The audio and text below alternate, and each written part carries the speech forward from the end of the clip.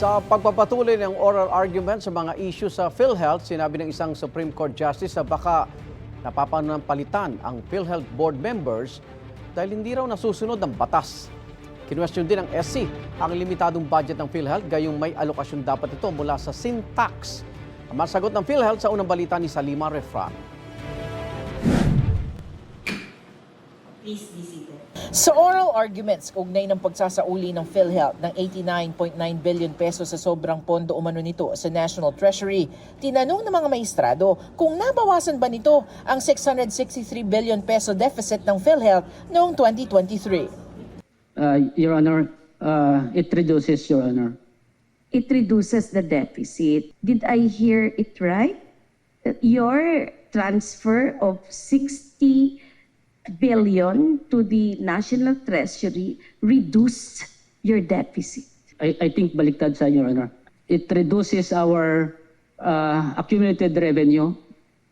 And of course, kung sa total members' equity, Your Honor, tumaas pa siya, Your Honor.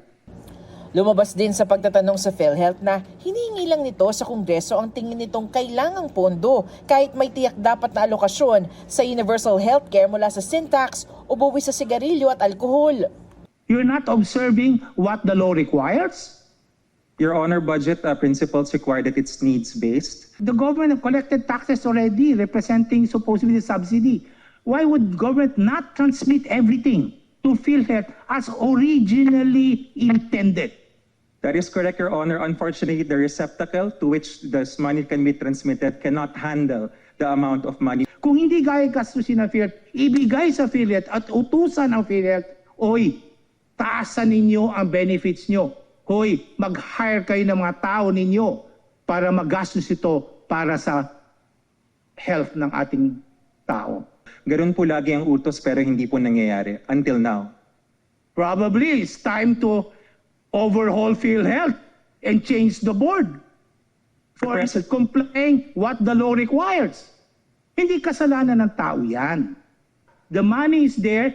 Government will not giving it to PhilHealth to serve as health benefits. Nauna rito, nagsagawa ng pagkilo sa labas ng Korte Suprema ang mga grupong sumusuporta sa pagbabalik ng sobrang pondo ng PhilHealth. Ito ang unang balita sa Salima Refran para sa GMA Integrated News. Igan, mauna ka sa mga balita, mag-subscribe na sa GMA Integrated News sa YouTube para sa iba't ibang ulat sa ating bansa.